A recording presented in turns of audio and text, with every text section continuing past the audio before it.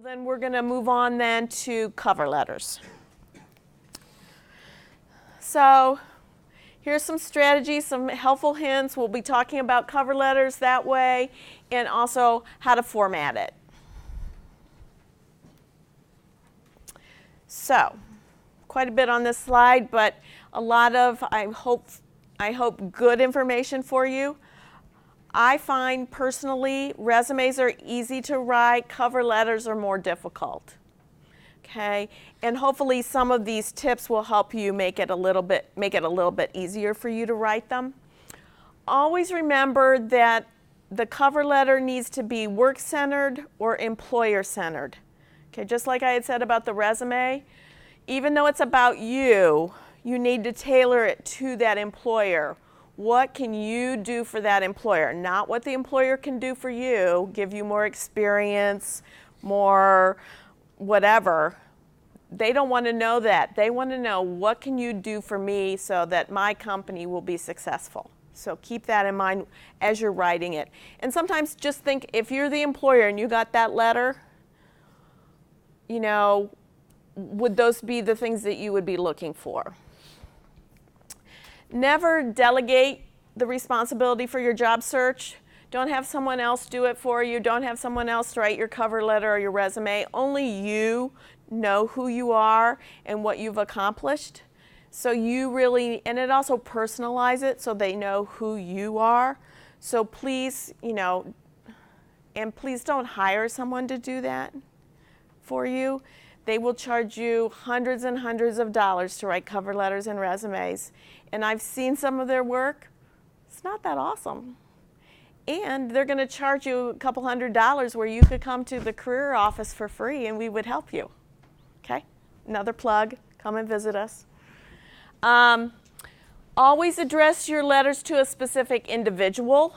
Okay, so if you know the person that's hiring or you know someone, please include that. Now, if you're going on a job board, a lot of the job boards are not going to give you a person's name, and that's okay.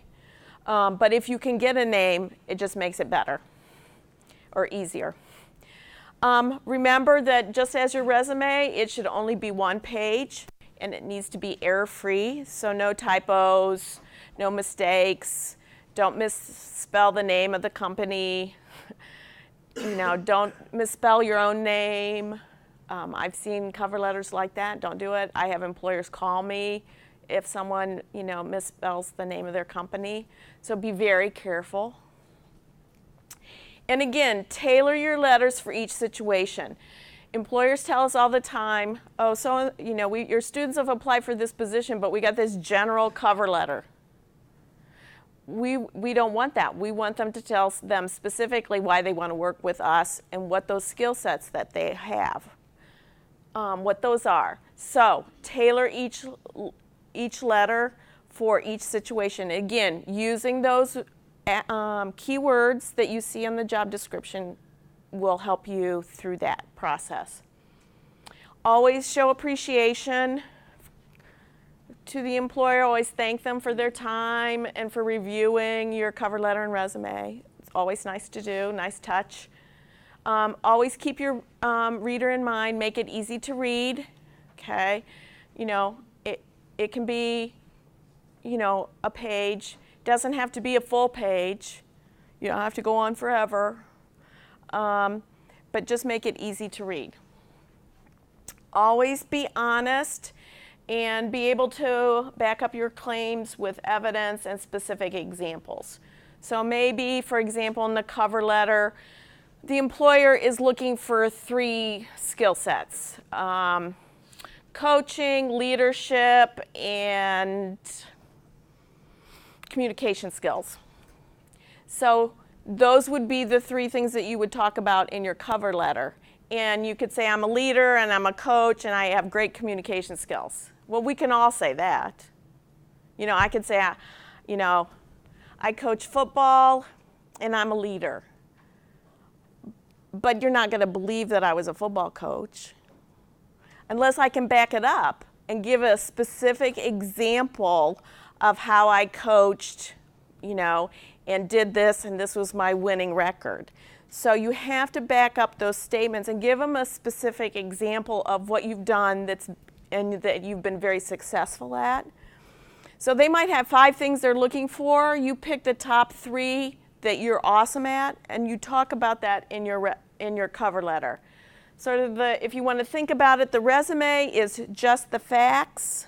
The cover letter is much more of a story about who you are and what skills you have. Yes? So with it being one page, so like it should be more than like just one paragraph, right then? So I know sometimes more like just have it in one like summary paragraph, but it should be 4. Yes. Yeah, and I think, let me go to the next page. I think I've got it. Here we go. Good question. Went right into my next slide here. Basically, your cover letter should be 3 to 4 paragraphs.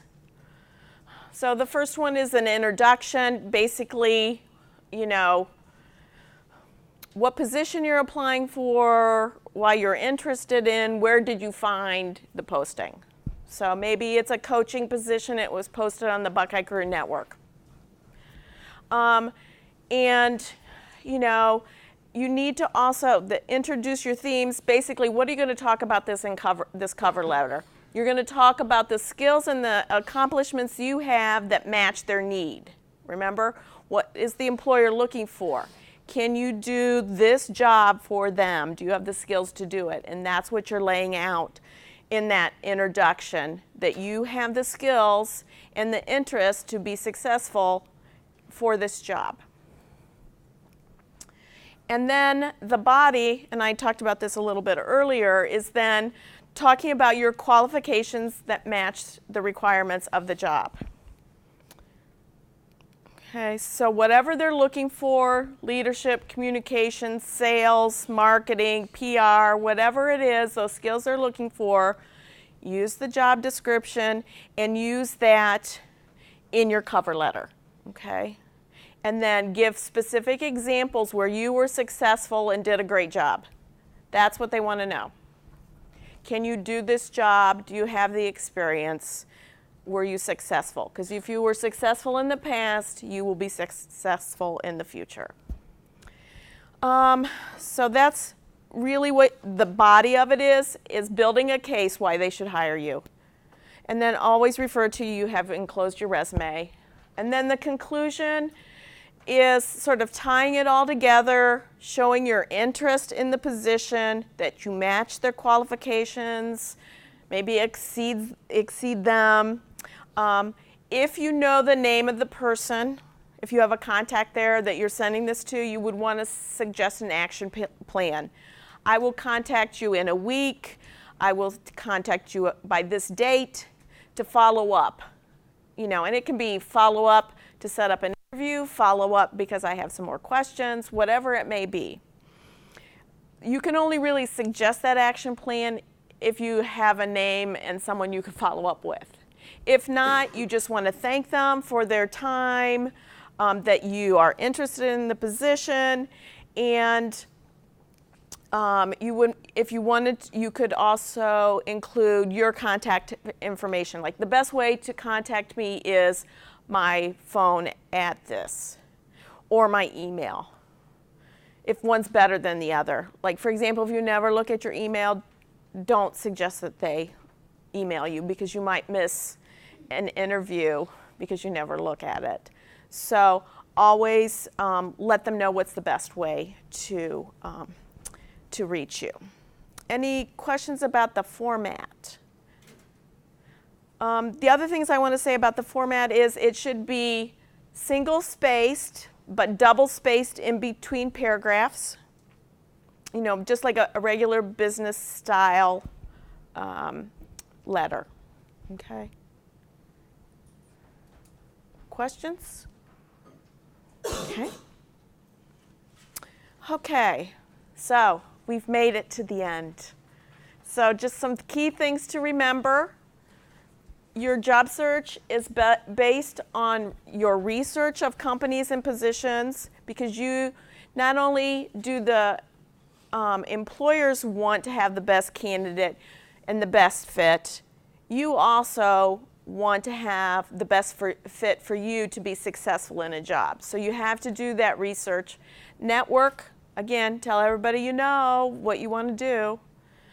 Correspondence is very important. That would be your resumes, your cover letters, and also a thank you. Thank yous are huge. They can be an email, they can be a handwritten note, they can be in a business format, but whatever you decide, it needs to be sent out within like 24 hours, okay? Follow up with a phone call or an email if you have a contact, or there's an email, even if it's a general email on the job board, I would follow up. And that's just, you know, make sure that they got, it can be as easy as I applied for position X and I just wanted to make sure that you got my resume and my application. Okay, and if you call them and you have them on the phone, you know, maybe they have the pile of resumes in front of them and maybe yours was the bottom and now it's on the top, and now because you're at the top of the pile, maybe you'll get that interview. And then again, be patient. It takes a very long time.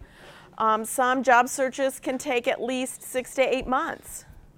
So if you're graduating soon, like in May, you might want to start thinking about that, starting to apply for things, okay? I know a lot of recruiters start recruiting in fall for those May or summer graduates. So you might want to keep that in mind. Others won't know until a month or two before, so there's no sort of rhyme or reason. But just start, if you see anything that you're interested in, just start applying now, okay? I think that's it. Any other questions? Yes? With regards to the thank you note, the thank you letter, would that be 24 hours after you submit your cover letter and resume, or would that be after you get an interview? It would be after you had an interview or you've had some interaction with them. And you know, maybe you only interview with one person, maybe you interview with 2 or 3. Sometimes they do panels. Just make sure each person gets a thank you after each step. Okay? Yes? So you send out a thank you letter and they reply to the thank you letter, do you have to email them back and No. No. Did you hear the question? If you send a thank you email and they respond to that email, do you have to respond again? No, you don't have to. And I've talked to quite a few recruiters. When you send that thank you, most of them are probably not going to respond, but they may. But you don't have to unless maybe you had another question, you thought of something else, that would be fine.